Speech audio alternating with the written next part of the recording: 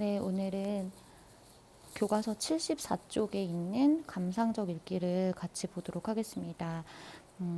감상적 읽기는 글에 대해서 정서적으로 반응하면서 읽는 활동인데요. 이때 이 정서라는 것은 기쁨, 즐거움, 슬픔과 같은 감정입니다. 그런데 글을 읽으면서 본인이 느낀 감정, 표현하거나 아니면 이 글쓴이의 생각이나 가치에 공감하면서 교훈이나 깨달음을 얻으면서 읽는 읽기가 감상적 읽기를 할 수 있습니다. 여러분들께서도 수행평가 때 또 감상적 읽기를 해야 되는데요. 수행평가를 하면서 공감하거나 감동을 느낀 부분을 찾아서 제시하거나, 그다음에 본인이 몰랐는데, 이전에는 알지 못했는데 새롭게 깨달은 내용을 써준다면 감상적 읽기를 한 것으로 볼 수 있습니다. 그래서 감상적 읽기에서는 글을 자신의 것으로 받아들이는 건데요. 그래서 글쓴이가 말한 내용을 나의 감정과 연결해서 내 것으로 받아들이거나, 글쓴이가 새롭게 알려주신 전달한 지식을 내가 깨달음으로 받아들이고 이렇게 자신의 것으로 받아들이면서 감상적 읽기를 해야 합니다. 우리 친구들은 이제 시험이 끝나고 나면 수행평가 때 감상적 읽기를 할 텐데, 그때 여기에서 나온 것처럼 공감을 할 부분을 찾아서 제시하거나, 아니면 새롭게 알게 된 내용을 글에서 찾아서 제시하면 감상적 읽기를 했다고 평가를 받을 수 있을 것입니다. 그러면 바로 본문을 가볼 텐데요. 박완서 작가님에 대한 설명은 교과서 78쪽에 아래쪽에 있어요. 그래서 그 부분을 여러분들이 참고해 주시고 바로 꼴출석후 보도록 하겠습니다. 먼저 작년 가을에 이웃집에서 복수초를 나누어 받았어요. 복수초는 이 글의 중심 제재이지요. 중심 제재예요. 미안해요. 네, 이 글의 주인공이에요. 주인공, 중심 제재. 뿌리는 구근이 아니라 흑갈색 잔뿌리와 검은 흙이 엉켜 있고 키도 작고, 그러니까 지금 구근은 굉장히 이렇게 당근처럼 뿌리가 굵직한 식물이거든요. 근데 그러지 않고 잔뿌리가 있고 또 키도 작고, 그다음에 잎도 새의 귀처럼 조그맣게 갈라져 있어서 되게 작고 부피감도 작아서 처음에 첫인상이 어땠을까요? 여기 보면 하찮은 잡초처럼 느꼈다라고 얘기를 하고 있어요. 첫인상은 굉장히 하찮게 느껴졌어요. 왜냐하면 작고 부피감도 크지 않고. 그런데 이 복수초를 지은이는 눈 속에서 피는 꽃으로 알고 있었어요. 그런데 눈 속에서 핀다는 사실이 믿기지 않을 만큼 너무 작은 거죠. 우리가 이 복수초를 먼저 사진으로 볼게요. 지금 보면 지금 이 눈 속에 피었죠. 그런데 굉장히 땅에 붙어 있고 잎도 굉장히 조그맣고 이런 작은 모습을 볼 수 있습니다. 자, 어쨌거나 이 지은이는 내 복수초를 주신 분이 나를 생각해서 줬기 때문에 우선은 양지 바른 곳에 심기는 했지만, 심어두고 난 다음에는 이게 어디에 피었는지 좀 잘 자취도 잊고 나 역시도 기억을 못하게 될 정도로 처음에는 굉장히 하찮게 여기고 크게 인상을 받지 않았습니다. 다음으로 넘어갈게요. 특별한 느낌을 받지 못했다라고 볼 수 있겠죠. 자, 아마 3월이 되자마자였을 거예요. 3월이라고 하면 여러분 봄이에요. 봄. 그쵸? 그런데 뭔가 이 봄이라는 걸 딱 해주는 거 보면 무슨 일이 일어날 것만 같아요. 시간이 흘러서 봄이 왔는데 샛노란 꽃 두 송이가, 우리 아까 보면 꽃이 굉장히 노랬잖아요. 땅에 닿게 굉장히 키가 작아요. 피어 있었어요. 하마터면 너무 작으니까 밟을 뻔했어요. 그러나가 중요해요. 빛깔이 굉장히 진한 황금색이어서 그냥 아직 초봄이잖아요, 3월은. 그래서 다른 것들은 피지 않은 황량한 땅에 진한 황금색 화려한 꽃이 피어 있으니까 이 둘이 어울리지 않았어요. 어울리지 않는다라는 의미가 바로 생뚱스러워 보였다라는 거예요. 생뚱스럽다는 건 둘이 어울리지 않는 거예요. 땅은 황량한 흑색인데 거기에 화려한 꽃이 피어 있는 모습이 어울리지 않게 느낀 거죠. 그리고 곧 큰 눈이 왔어요. 자, 여러분 생각해 보세요. 3월에 큰 눈은 흔한 일이 아니에요. 굉장히 특이한 일이죠. 그리고 이 눈도 그냥 눈이 아니라 이 꽃이 작은 키로 견디기에는 너무 많은 눈이었어요. 정말 큰 눈이었어요. 왠지 이 뒤에 이 글쓴이가 복숙초에 대해서 뭔가 생각을 달리하게 될 일이 일어날 것만 같죠. 자, 나는 여기 복수초에 대한 인상은 생뚱스러워 보였는데 큰 눈을 계기로 생각을 조금 바꾸게 되었어요. 자, 이 큰 눈은 복수초에 대한 생각을 변화하게 된 계기죠. 자, 그러면 한번 예측해 보세요. 큰 눈이 왔는데 여기에서 죽었으면 첫인상이 그대로 이어졌겠죠. 하지만 아마 큰 눈을 이겨냈을 거예요. 나는 눈으로는 눈의 무게를 이기지 못해 꺾인 듯이 축 처진 소나무 가지를 바라보면서 눈으로는 소나무 가지 처진 걸 보면서 마음으로는 샛노란 꽃에 속절없음을 생각했어요. 왜 속절없음을 생각했을까요? 눈으로는 소나무를 보면서도 지금 마음으로는 복수초 생각만 한 거예요. 왠지 그 꽃 속절없이 죽었을 것 같아. 이 눈을 못 이겼을 것 같아. 라고 생각한 거죠. 복수초를 걱정하는 마음에 그런데 왜 속절없어요? 왠지 죽었을 것 같아. 라고 좀 단념을 했습니다.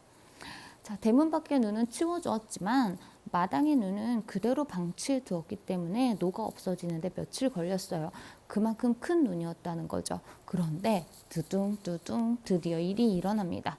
놀랍게도 제일 먼저 녹은 곳이 복수초 언저리였어요. 왜 복수초 언저리가 제일 먼저 녹았을까요? 복수초가 죽지 않고 살아있었기 때문이에요. 그 작은 풀꽃의 머리칼 같은 뿌리가 땅속 어둠에서 따뜻한 지열을 길어 올렸기 때문에 땅의 열을 길어 올렸기 때문에 미안합니다. 복수초는 눈을 녹이고 샛노랗게 싱싱하게 해를 보고 있었어요. 그러면 예상 밖에 놀랍게도 예상 밖에 우리 복수초가 살아있는 걸 보게 된 거죠. 이걸 계기로 이 뒤로는 이 지은이가 복수초에 대한 생각을 좀 변화하게 돼요. 자, 온종일 그렇게 피어 있다가 해질 무렵에는 타원형으로 오므라들어요. 그리고 아주 시들어버릴 줄 알았는데 다음날 해만 뜨면 다시 활짝 펴요. 여러분들 보세요. 온종일 꽃이 어떻게 피는지, 그 다음에 해가 떴을 때 어떻게 피는지 자세히 본 사람 있어요? 거의 없을 거예요. 이 사람은, 이 글쓴이는 굉장히 관찰력이 뛰어나고 또 꽃을 이렇게 오랫동안 관찰했다는 건 꽃을 굉장히 사랑하는 마음이 있을 거예요. 그래서 주의 깊게 지금 하루 종일 꽃을 관찰하고 뛰어난 관찰력으로 복수초의 특성, 어떤 특성이에요? 해질 무렵에는 타원형으로 오므러들었다가 해가 뜰 때는 활짝 피는 모습을 알게 된 거죠. 그러나 마냥 그렇게 피어날 수는 없어요. 왜냐하면 꽃이 1년 내내 피어 있는 건 아니잖아요. 곧 안 깨어나고 져버리는 날이 있겠기에 그게 피어 있는 동안만이라도 누구에겐가 보여주고 싶었어요. 와, 이전에 눈 오면 죽겠지 생각했는데 죽지 않고 살아나니까 이거 꽃 피기 전에 누군가에게 자랑하고 싶은 마음.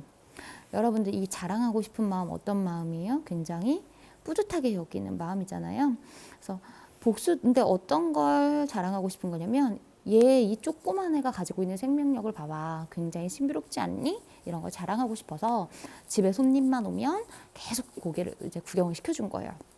그런데 내가 기대하는 것, 나는 이 복수초가 그 작은 것이 눈을 이긴 걸 실제로 봤기 때문에 굉장히 신기하지만 다른 사람들한테 그닥 신기한 일이 아니었어요. 그리고 어떤 친구는 너가 마당에 꽃 100가지도 넘게 피어 있다고 했는데 이런 것까지, 이때 이런 것은 뭐예요? 이렇게 하찮은 것, 사소한 것까지, 죄송합니다. 이렇게 하찮은 것까지 쳐서 100가지냐고 물어본 거예요. 그러고 보니까 내가 100가지의 꽃이 있다고 자랑을 한 것 같은데 거짓말을 한 건 아니었어요. 그 친구는 아마 100가지의 꽃, 정말 희귀한 꽃이 마당 안에 한 번에 이렇게 어우러져 피어있는 모습을 상상했을 거예요. 우와, 꽃이 100개나 피어있어? 엄청 화려하겠다라고 생각을 했는데 이 친구가 복수초를 자랑하는 걸 보니까 야, 이렇게 하찮은 것까지 합쳐서 100개야? 라고 좀 실망을 한 거죠. 자, 다음으로 넘어가겠습니다. 자, 내가 100가지도 넘는다고 한 것은 복수초 다음으로 피어날 민들레나 제비꽃, 할미꽃까지 다 합친 수요예요. 그러니까 지금 이 지은이는 꽃이 피어나는 순서를 알고 있어서 순서대로 꽃을 세어봤더니 100가지가 넘었다, 이런 의미거든요. 올해는 복수초가 1번이 되었지만 이제 그 모든 꽃보다 제일 먼저 피는 꽃은 복수초네요. 작년까지만 해도 산수유가 1번이었어요. 왜 산수유가 1번이죠? 작년에는 복수초를 심기 전이었으니까 산수유가 제일 먼저 폈는데 올해는 산수유보다 먼저 피는 복수초를 심었기 때문에 복수초가 1번으로 핀 거예요. 산수유는 이렇게 생겼어요. 요거는 여러분들 그냥 보고 넘어가면 돼요. 자, 여기서부터 여기까지 보면 많은 꽃들이 이름이 있거든요. 자, 이게 산수유예요. 그리고 4월이 되면 목련은 여러분들 우리 학교에서도 많이 봤을 거예요. 그 다음에 매화 한번 볼게요. 매화. 그런데 여기서부터 잘 보세요. 매화, 살구, 자두, 앵두. 어때요? 거의 구분할 수 없죠. 벚꽃처럼 생겼어요.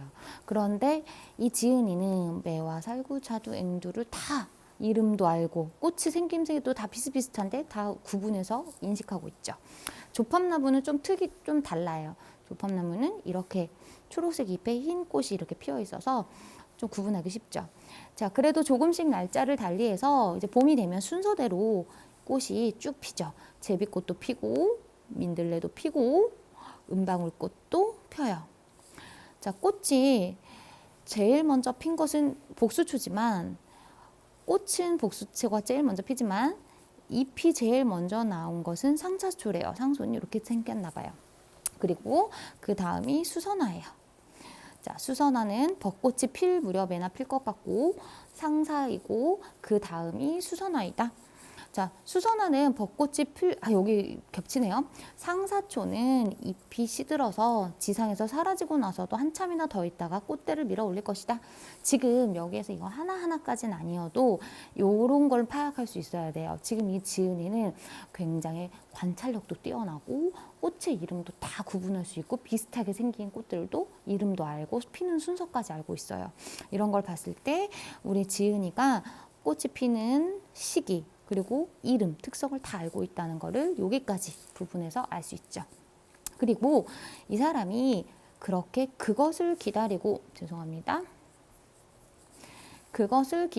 마중하다 보니 그때 그것이 뭐예요? 꽃이 피는 것을 기다리고 마중하다 보니까 출석부를 만들게 되었어요. 자, 출석부는 뭐죠? 이름이 나열되어 있고 왔나 안 왔나 이렇게 학교에 왔나 안 왔나를 체크하는 거잖아요. 그러니까 이 지은이는 꽃의 이름을 출석부를 만들어 놓고 시기에 따라 이 꽃이 피었나 안 피었나를 이제 번호를 매겨가지고 세어봤다는 거죠. 자, 그러면 여기서 드디어 꽃 출석부의 의미가 있네요. 자, 이름을 모르면 100번이라는 숫자도 못 나와요. 우리 아까 보면 우리는 구분하지 못했던 꽃들을 이 지은이들은 다 구분을 했잖아요. 이름을 다 각기 알고 있고 특성을 알기 때문에 100가지를 출석부를 매길 수 있었던 거예요. 그리고 또 만약에 순서를 지키지 않았다면 이름이 궁금하지도 않았을 거예요. 무슨 소리냐면 너무 혼란스럽게 피면 누가 먼저 피는지 관심도 안 가졌을 텐데 이 꽃들이 약속한 것처럼 순서대로 피기 때문에 이번엔 누가 피겠구나, 다음엔 누가 오겠구나 이렇게 기대하는 마음이 생긴 거죠. 내가 출석을 부르지 않아도 그것들은 올 것이에요. 이 그것이 누구죠? 꽃들이에요. 그래도 나는 그것들이 올해도 하나도 결석하지 않고 전원 출석하기를 바라요.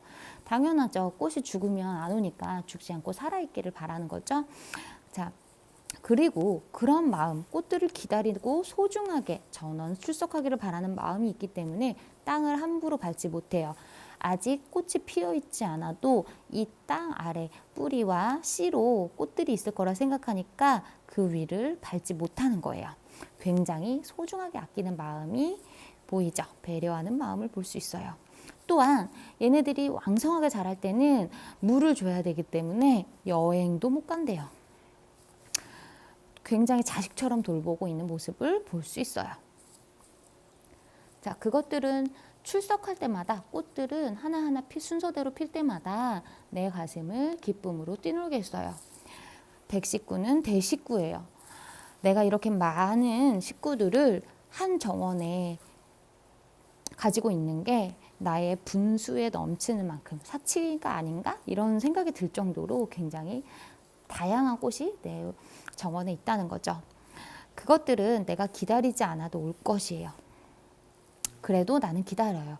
기다리는 기쁨 때문에 기다리죠. 여러분들 여기 한번 볼까요?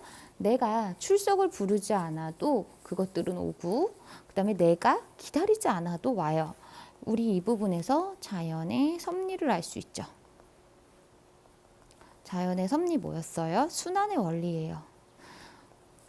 자, 내가 기다리든 기다리지 않든 겨울이 지나면 봄이 오듯 꽃들은 온다라는 거예요. 핀다는 거죠. 자, 그리고 나는 기다려요. 뭘 기다려요? 기다리는 기쁨 때문에. 어떤 대상을 기다리는 것만으로도 기쁘다는 건 그만큼 그 대상을 아낀다는 마음이 드러나죠. 애정을 느끼고 있음을 알 수 있게 됩니다. 네, 영상에서는 오늘 본문은 이 정도로 마무리하고 다음 영상에서 문제를 풀어보도록 하겠습니다.